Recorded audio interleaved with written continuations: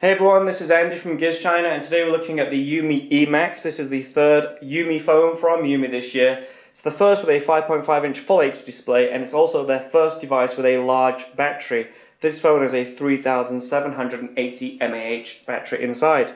Okay, if we just slide open the packaging, we got this black book style box and a holographic Yumi logo on there. And inside we've got the Yumi eMax itself and a few accessories on the right hand side. Now obviously when you buy the device, all of this is bagged up and there's a screen protector already on the phone, but for the purpose of the video I've removed those just to make it look a bit neater. We've got an EU standard charger there for charging up that 3780 mAh battery. There is no fast charging option, so I guess that charging the battery may take a few hours, perhaps 4 or 4.5 hours to get that fully charged. We've got a USB OTG cable there for using that internal battery to charge other USB equipped devices, and also a long flat USB data cable. Underneath the eMax there's a quick start guide, but like with all Android devices you should be able to set the phone up quite easily by now. Now before we have a look at the device itself, Yumi have also sent over a few other accessories. They've also sent this flip cover for the eMax.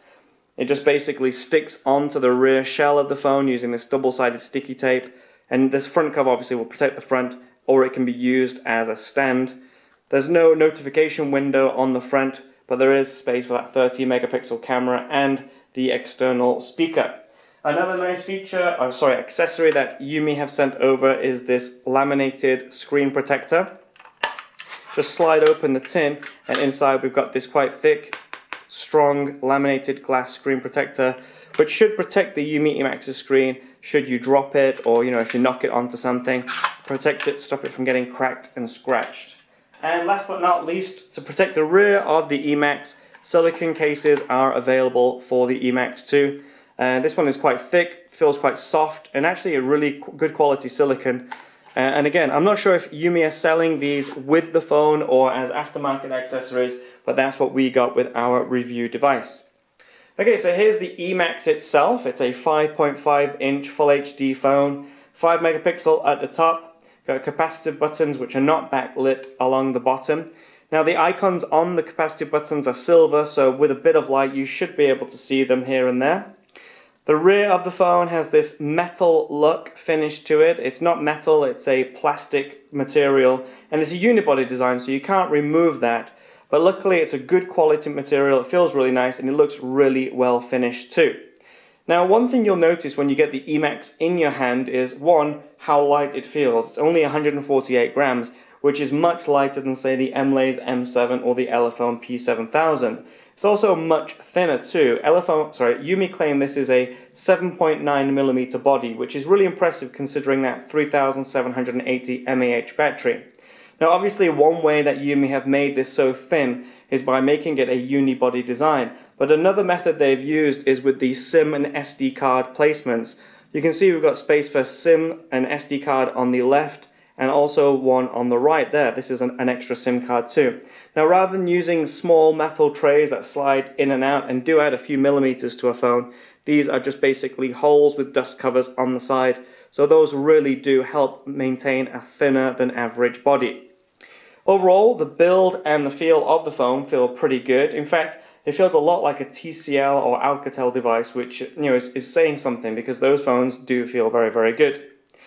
Okay, anything else? We've got this 30 megapixel camera on the rear. Now we've double checked with Yumi, it's an OmniVision sensor, so we're not sure if this is an 8 megapixel interpolated sensor or an actual 13 megapixel model. We'll have to double check that. We've got a single LED flash instead of a dual LED flash, and we've got this rather large speaker. Now some of you have asked me what the audio quality is like on the eMax, and I can say that for watching movies or listening to spoken word, the speaker is really good. It's quite clear. Even like on half volume, it's pretty loud. It's loud enough to for the voice to carry quite well. But for music, obviously it depends on the kind of music you're listening to. But I found it a little bit too tinny for my tastes. Also, I found that if you turn the volume up past 3/4, the speaker can't really handle it and it starts to distort a little bit. But again, if you're watching a movie, if you're listening to spoken word, and depending on your music tastes, it isn't a bad speaker at all. It's better than a lot of the speakers that we find on $160 phones, that's for sure. Alright, last but not, before we actually go into the phone, power button and volume rocker placement is a little bit lower than normal, which is really good if you've got smaller hands. If you're used to phones with the buttons up here, it will take some getting used to, because you will press the volume button thinking it's the power button. But you may have decided to move those down a little bit so they can add an extra SIM card slot up there. Okay, let's turn the phone on. Obviously you have the option of either using the power button to turn it on or double tap to wake up. Once open up and awake, you can see that this is not running Android 5.0 Lollipop, which is rather odd for a phone using a MediaTek MT6752 processor and 2 GB of RAM. Instead, you get Android 4.4 Kitkat on this phone, and Yumi do say that they will be updating the phone to Lollipop in the future, but haven't mentioned when, and that the update will be available through their Root Joy system. Now, you might be a bit disappointed at the fact that this is a Kitkat installation rather than Lollipop, but I have to say, most of the Lollipop phones that we've been using so far do tend to be a little bit buggy. And with Kitkat being around for such a long time, Chinese phone manufacturers have pretty much got it sorted. So while you might not have the latest Android system, you are getting a very stable and fast system on the Yumi eMax. Applications so far have worked without an issue, and as you can see, it's really smooth running. The transitions and animations are really, really nice. There's no bugs or stuttering around that we find in Lollipop, which is a really, really good plus point.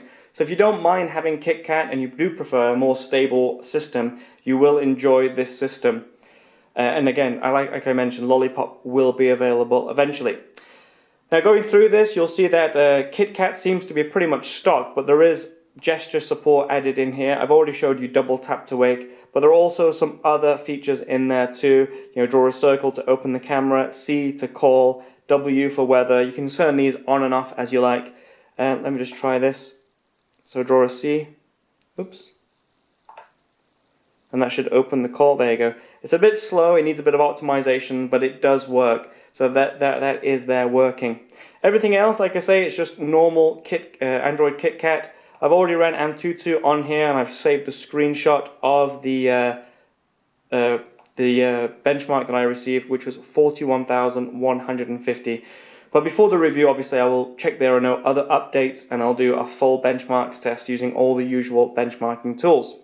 So far, it's a pretty good phone. It's $160. Sure, it doesn't come with the latest Android system, but like I say, it is bug-free so far.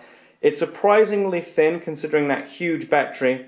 I do need to run it through a few more tests to see just how long the battery lasts. Yumi are claiming 10 days of standby, which would be pretty good, but we'll see how it lasts with 4G and Wi-Fi running all the time. Okay, watch out for the full review, which should be up next week. Thanks for your time. See you all soon.